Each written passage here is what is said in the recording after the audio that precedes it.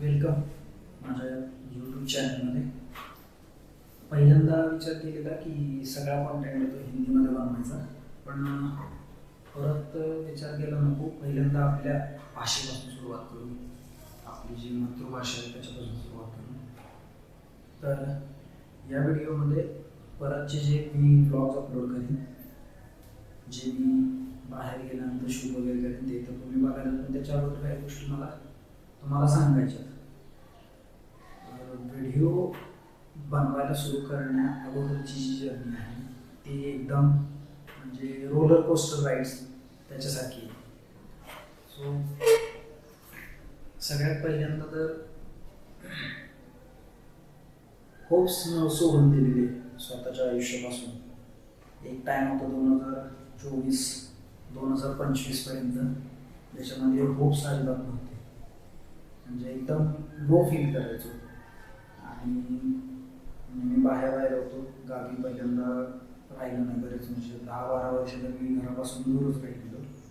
So जी पहिली life आहे त्याच्यामध्ये आणि आता 2024च्या सुरुवातीपासून किंवा 25च्या मध्ये, 24-25च्या इन बिटवीनमध्ये खूप त्रास झाला. माझ्यामुळे घरच्यांना झाला, माझ्यामुळे ऑल जी कनेक्टेड फॅमिली आहे त्यांना सगळ्यांनाच त्रास झाला, आणि मलाही जास्त झाला. माझ्यामुळेही इतरांना झाला आणि मला पण झाला. त्याचं कारण म्हणजे एकतर हॅबिट्स, ड्रिंकिंगची हॅबिट्स होती, त्याच्यावरती कसं स्वतःला परत उभं करायचं याच्यासाठी खूप लोकांनी सपोर्ट केला. माझ्या लाईफमध्ये आलेले खूप लोक आहेत ज्यांनी या हॅबिटपासून दूर कसं व्हायचं, म्हणजे मी स्वतःच विचार करायला सुरू केला. पहिल्या वेळा कधी विचार केला नव्हता की ही हॅबिट कशी सोडायची, किंवा लाईफ आहे अशीच जाईल पुढे, एक ना एक दिवस सुटून जाईल असं होतं. पण नंतर विचार केला की इतर गोष्टींवरती फोकस कमी होतोय आणि त्या हॅबिटवरती फोकस जास्त होतोय. म्हणजे जॉब करायचो तिथं पण लक्ष नव्हतं, मग ती खूप सारी अप्स अँड डाऊन्स लाईफमध्ये. मग सॅलरीचा विषय आहे, पैसे मिळायचे पण राहायचे नाहीत, सेव्हिंग केलेले पैसे होते ते सगळे संपून जायचे. या हॅबिट्ससाठी इतर बऱ्याच हॅबिट्स होत्या ज्या चुकीच्या होत्या. मला नंतर समजायला लागलं की ते जर पैसे मी घालवले ते साठवले असते, जे मोस्ट ऑफ द लोकांना असंच वाटतं बरं झालं असतं, पण ते तेव्हा कळत नाही. जे की मोस्ट ऑफ द लोकांचा हाच प्रॉब्लेम आहे की ट्रेनिंग जेव्हा करतात तेव्हा हे नाही समजत की आपण येणारी लाईफ आहे ती खूप डिफिकल्ट घालवायच्या दृष्टीने वाटचाल करतो. ते मला समजलं नंतर. आता खूप टाईम झालं मी ड्रिंकिंग करत नाही, इतर हॅबिट्स पण सोडलेले आहेत, आणि स्वतःला परत उभं कसं करायचं याच्यासाठी खूप प्रयत्न होते.